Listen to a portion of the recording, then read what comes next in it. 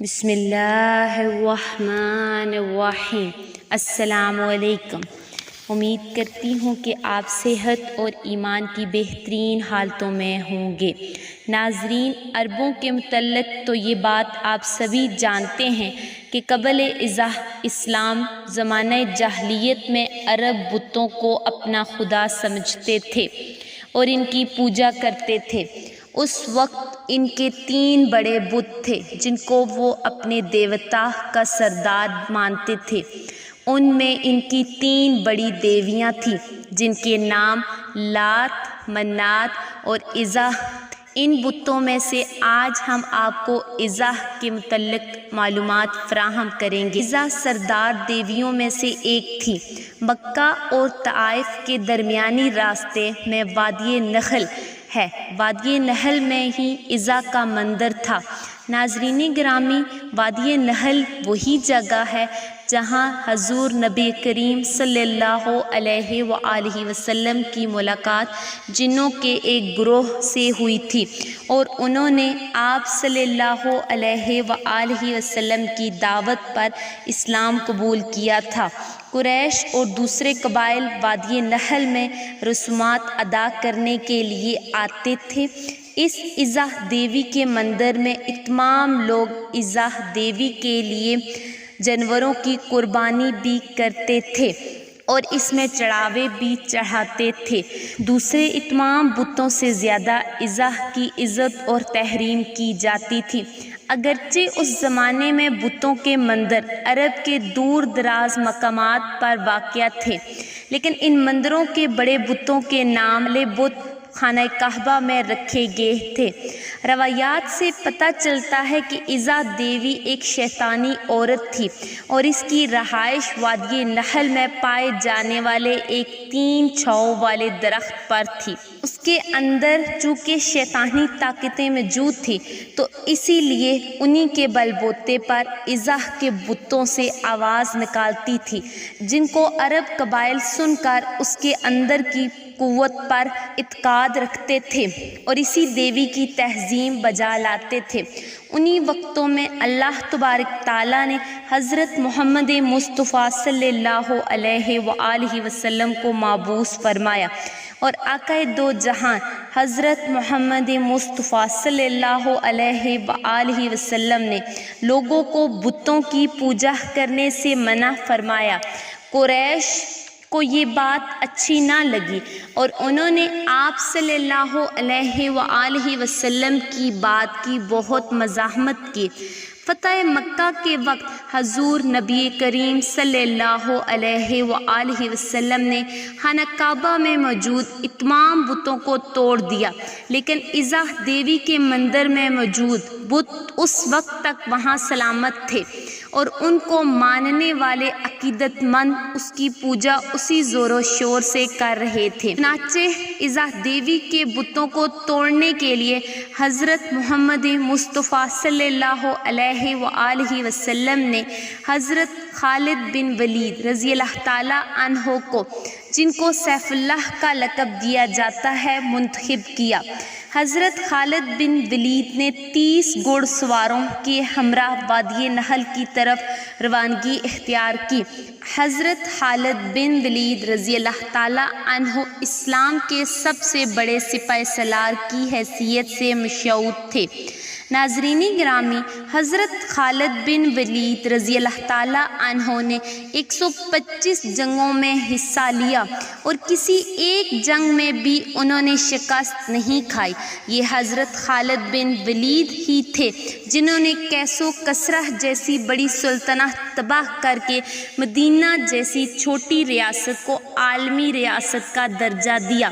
حضرت خالد بن ولید رضی اللہ تعالیٰ عنہ کی بہادری اور قائدانہ صلاحیتوں کی وجہ سے انہیں نہ صرف اسلامی تاریخ میں بلند مقام حاصل ہے بلکہ آپ رضی اللہ تعالیٰ عنہ عالمی تاریخ میں صفحہ اول کے سپہ سالاروں میں بھی شمار کیے جاتے ہیں۔ حضرت محمد مصطفیٰ صلی اللہ علیہ وآلہ وسلم نے جنگ موت میں حضرت خالد بن ولید کی بہادری کے بے مثال جوہر دیکھے تو آپ صلی اللہ علیہ وآلہ وسلم نے حضرت خالد بن ولید کو سیف اللہ کا خطاب دیا، یعنی حضرت خالد بن ولید اللہ کی تلوار کے نام سے مشہور ہوئے۔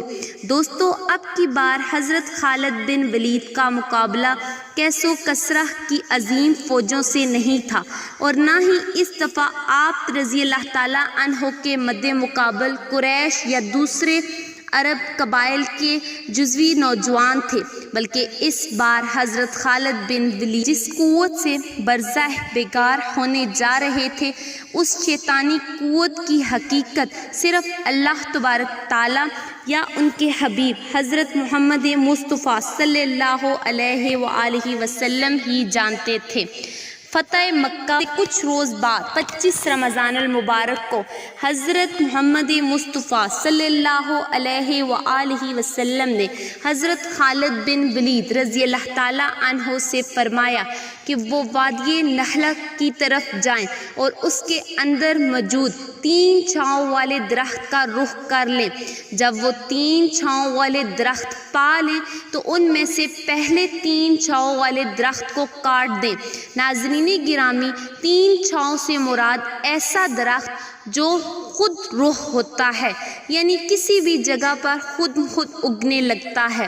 تو حضرت خالد بن ولید رضی اللہ تعالیٰ عنہ آقائے دو جہان صلی اللہ علیہ وآلہ وسلم کے حکم کے مطابق وادی نخلہ کی طرف رخت سفر باندھ لیا اور وہاں 3 چھاؤں والے درخت کو تلاش کرنے لگے اور ان میں سے پہلے 3 چھاؤں والے درخت کو کاٹ ڈالا۔ جب حضرت خالد بن ولید اس عمل کو انجام دینے کے بعد واپس رسول اللہ صلی اللہ علیہ وآلہ وسلم کی خدمت میں تشریف لائے تو حضور نبی کریم صلی اللہ علیہ وآلہ وسلم نے آپ سے پوچھا، جب تو نے اس درخت کو کاٹا تو کیا دیکھا؟ تمہیں کچھ ایسی غیر معمولی چیز محسوس ہوئی؟ تو حضرت خالد بن ولید نے جواب دیا، نہیں، ایسا کچھ بھی نہیں تھا، مجھے وہاں کچھ بھی غیر معمولی محسوس نہیں ہوا۔ اس پر اللہ کے حبیب رسول اللہ صلی اللہ علیہ وآلہ وسلم نے فرمایا کہ تم واپس جاؤ اور وادی نخلہ کے دوسرے 3 چھاؤں والے درخت کو بھی کاٹ دو۔